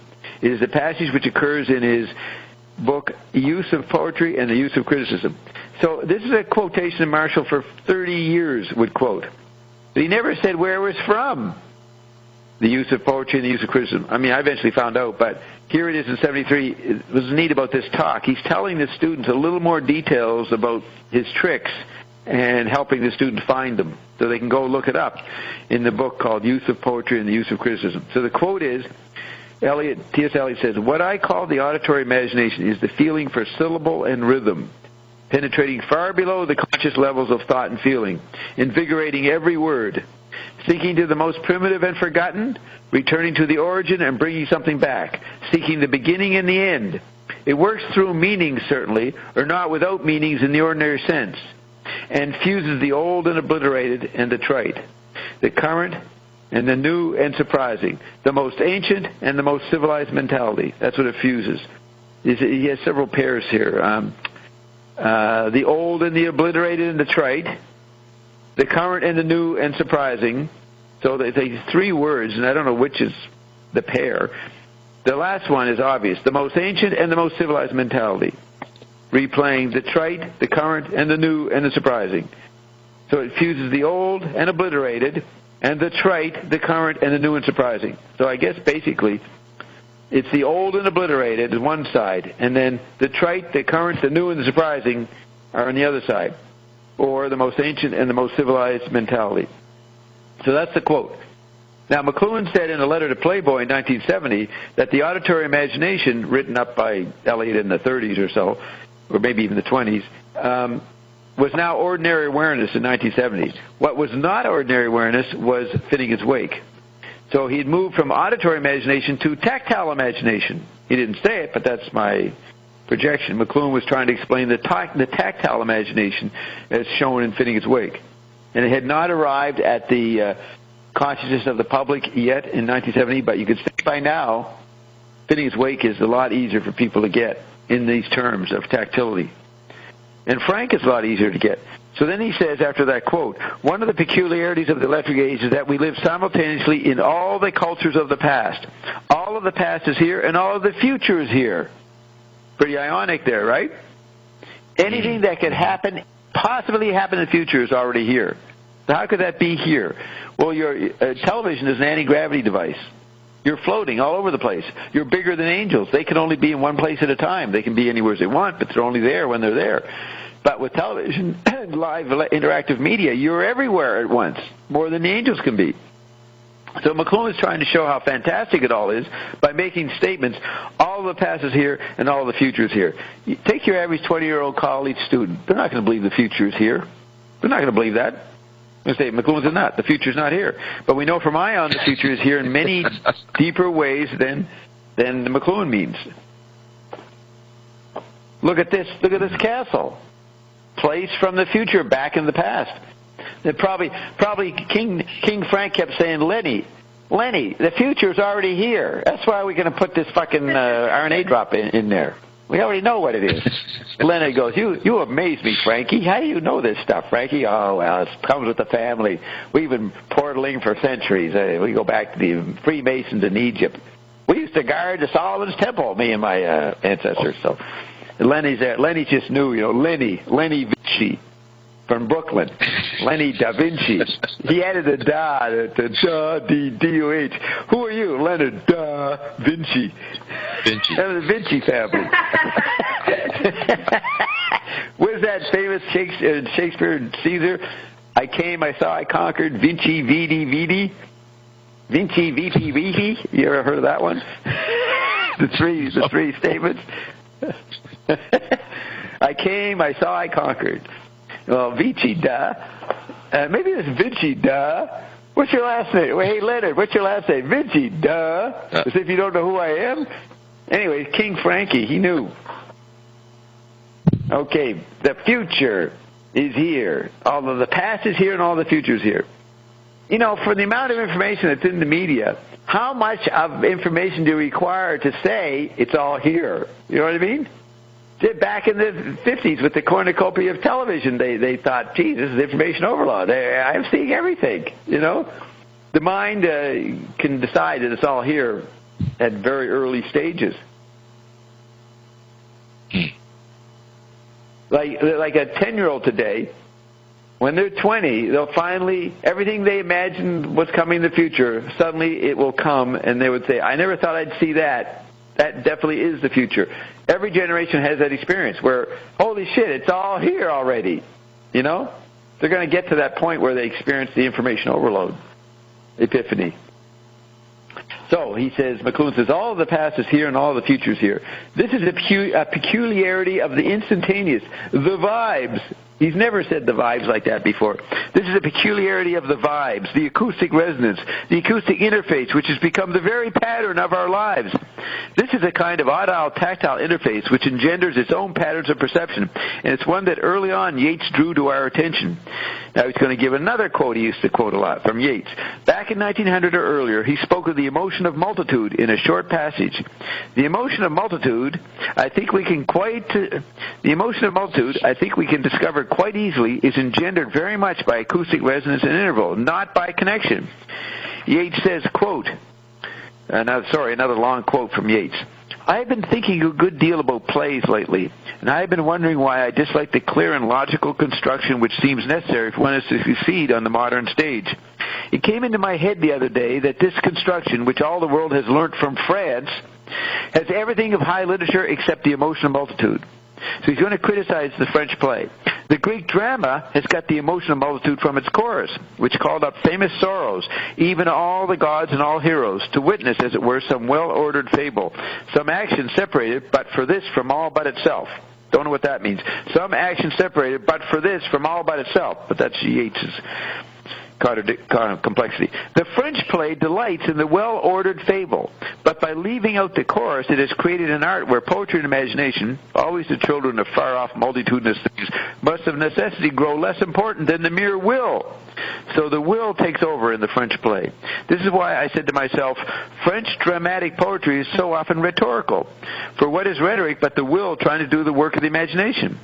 The Shakespearean drama gets the emotion of multitude out of the subplot, which copies the main plot, much as a shadow upon the wall copies one's body in the firelight. We think of King Lear less as the history of one man.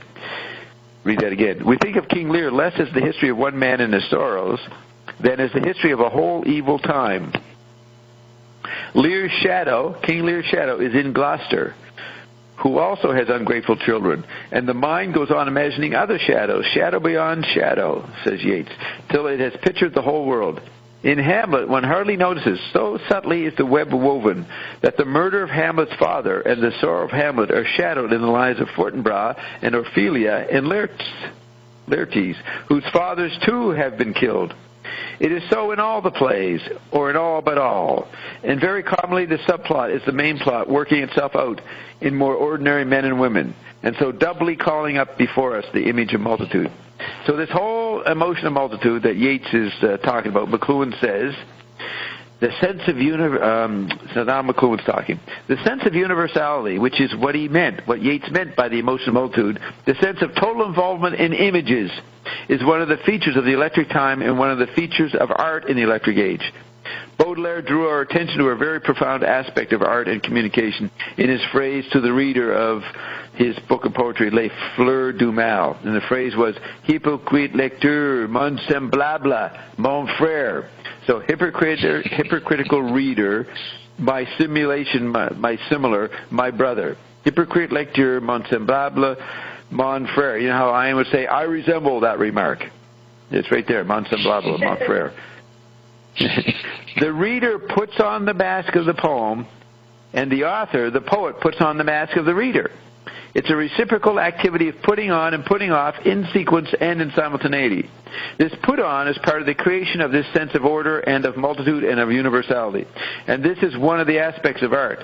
The updating of this mask of reader and of poet by interplay, tactilely, between them, the updating of this mask of reader and of poet by interplay between them is the interplay of figure and ground, which is one of the needs of people in rapidly changing times. So you need to understand the interplay of figure and ground to survive today. In 4 quartets, T.S. Eliot mentions the words, quote, slip, slide, perish, decay. The next line, decay with imprecision, will not stay in place. So this is from the Burnt Norton part of 4 quartets. Slip, slide, perish, decay. Decay with imprecision will not stay in place. Decay with, so you slip, slide, perish, and decay, but if you decay with imprecision, it will not stay in place. Then McLuhan says, Eliot has something quite special to say about this mask of language, this mask of putting on the reader. In an essay in which he mentions Mark Twain, in a passage from a volume of his called To Criticize the Critic, Eliot says, quote, so another quote, it is possible, on the other hand, that the influence of Mark Twain, I guess that Mark Twain was not seen as a serious writer. He just wrote children's books or books for boys or whatever. It was it's controversial for Eliot way back before World War II to make a big deal out of Mark Twain. It is possible, on the other hand, says Eliot, that the influence of Mark Twain may prove to have been considerable. If so, it is for this reason that Twain, at least in Huckleberry Finn, reveals himself to be one of those writers of whom there are not a great many in any literature who have discovered a new way of writing, valid not only for themselves but for others. I should place Twain in this respect, even with Dryden and Swift, as one of those rare writers who have brought their language up to date, and in so doing, quote, purified the dialect of the tribe, unquote. In this respect, I should put him above Hawthorne. Yet the Salem of Hawthorne remains a town with a particular tradition, which could not be anywhere but where it is, whereas the Mississippi of Mark Twain is not only the river known to those who voyage on it or live beside it, but the universal river of human life. More universal, indeed, than the Congo of Joseph Conrad. That's the book, Heart of Darkness.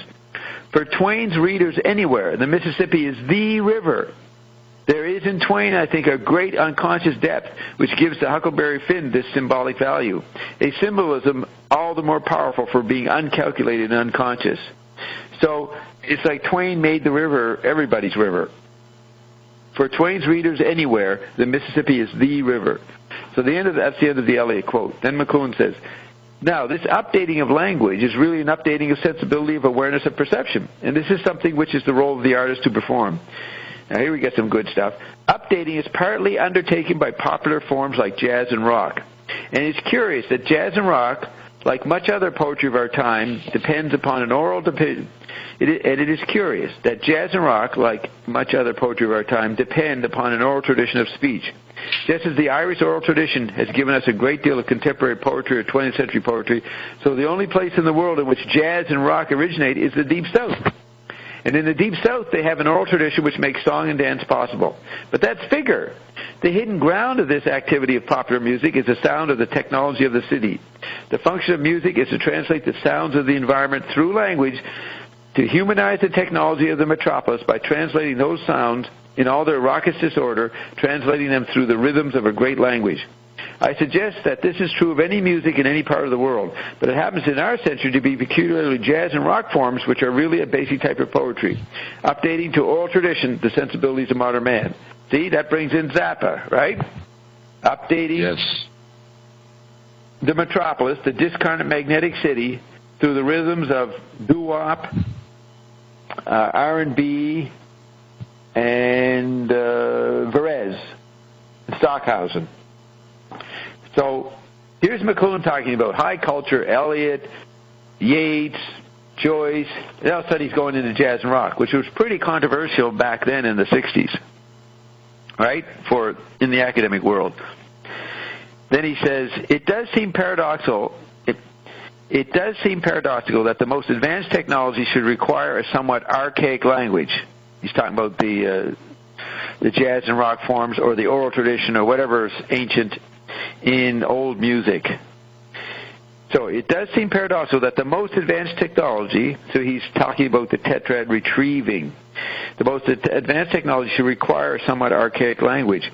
But the language of industrialized areas has lost its oral quality. That's extreme visual and kinetic space, the industrialized areas.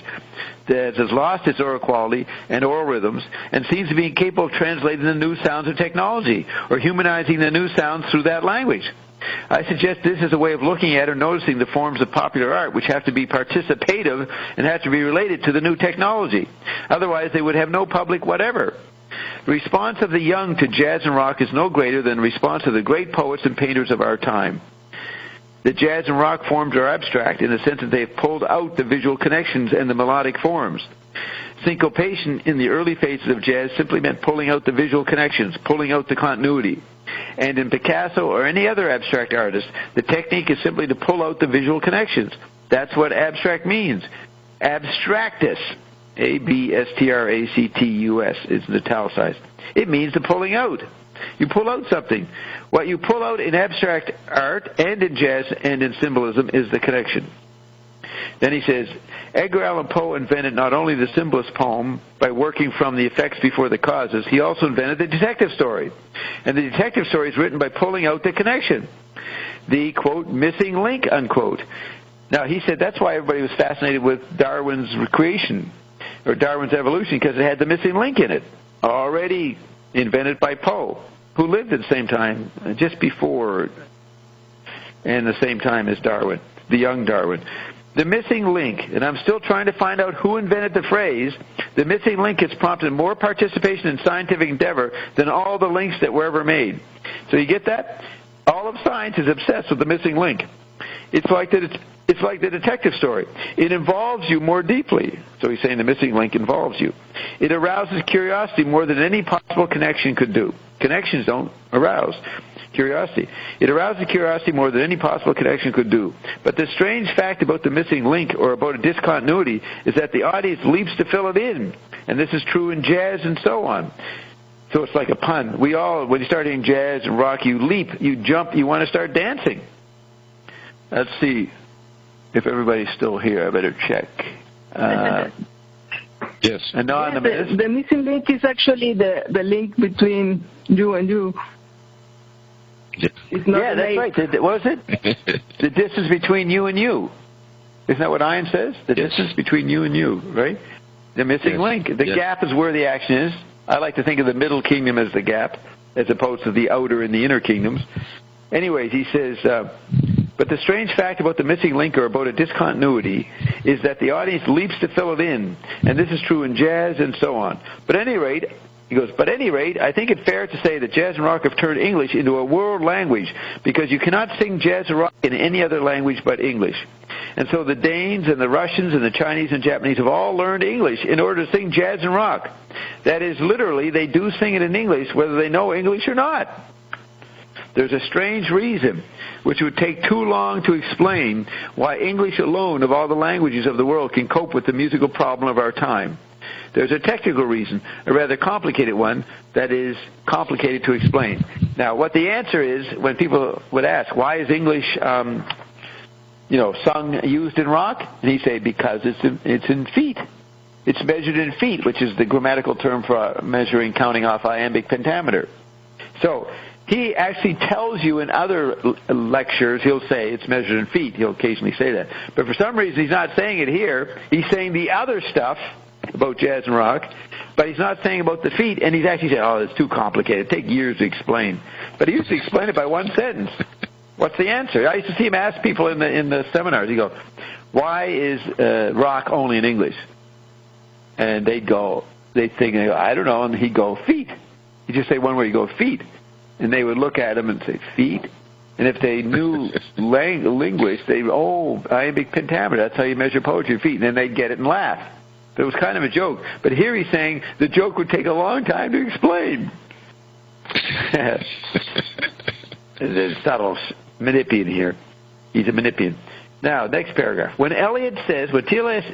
Eliot says that he puts Mark Twain equal or even with Dryden and Swift, he indicated that Dryden and Swift had updated the English language in the 1700s by getting rid of rhetoric and getting rid of ornament and using a bare colloquial statement. See, it became the dialecticians took over from the rhetoricians, grammarians, so in trivium terms, and so it became bare equitone prose. It lost its Shakespearean multi-level punning baroqueness. So they got rid of rhetoric and ornament and just made a bare colloquial statement. And he says, now this was against the new ground of the Newtonian physics. So Newton's visual space made language become simple. The figure of the English language had to get a new pattern against the hidden ground of the new Newtonian physics. And Mark Twain is updating the English language in the electric age. So what Dryden and Swift did, they smoothed out language. You could say made it plain and bare. But Mark Twain is at the frontier of the electric age, so he's going to retrieve the resonance of rhetoric and ornament. So the figure of the English language had to get a new pattern against the hidden ground of the new Newtonian physics. And Mark Twain is updating the English language in the electric age by providing a slangy, twangy dialect that relates to oral traditions and brings us back into acoustic space. The electric man lives in acoustic space and has to be related artistically to acoustic space. I'm not saying this is an ideal. I'm not saying this should be. He's saying it's going to happen inevitably. I'm not saying that this is an ideal. I'm not saying this is an ideal. I'm simply saying this is actually where it's at and what is happening. Those are in quotes. And that this is the way artists meet the challenge. They pull out the connections. They involve their public totally in images that are often revolting and irrational and so on.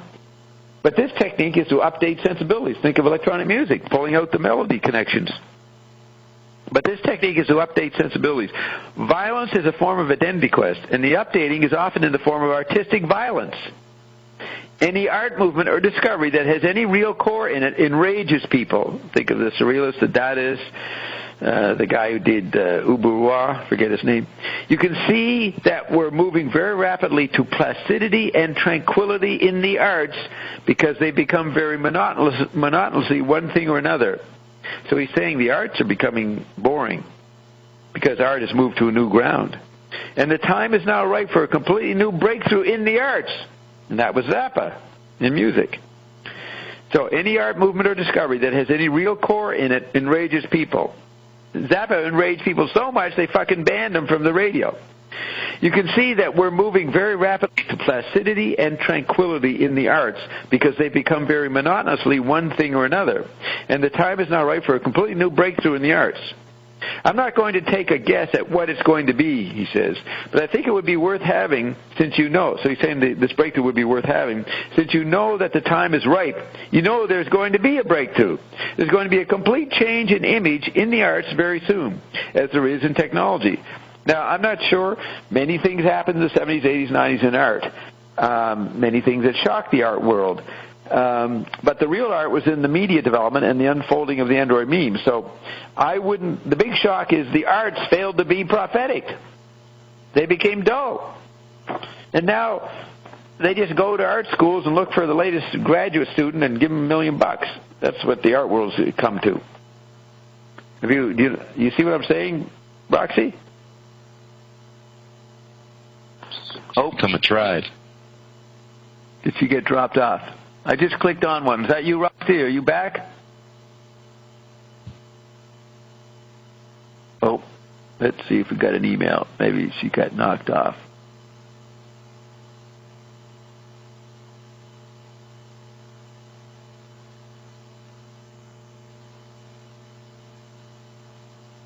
No emails. So, let's see, what else here?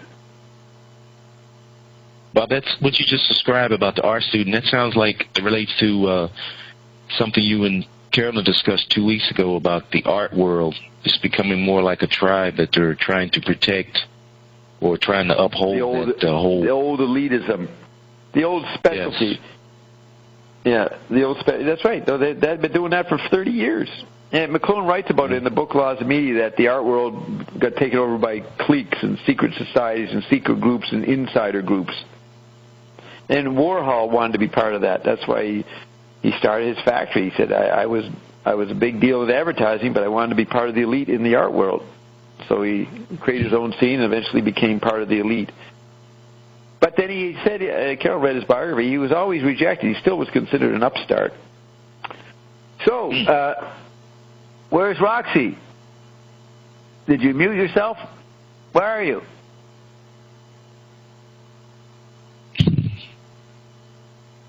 Computer break? Let's see if she posted anything. Well, while we're waiting, let's see what people have been saying.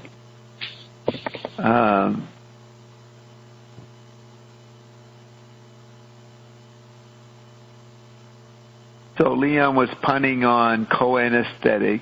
Then Minimax's Vortex Records is closing. Then Paige White, he goes on about Oliveros. What's her name? Pauline Oliveros. Pauline Oliveros was making that kind of sound back in the early 60s.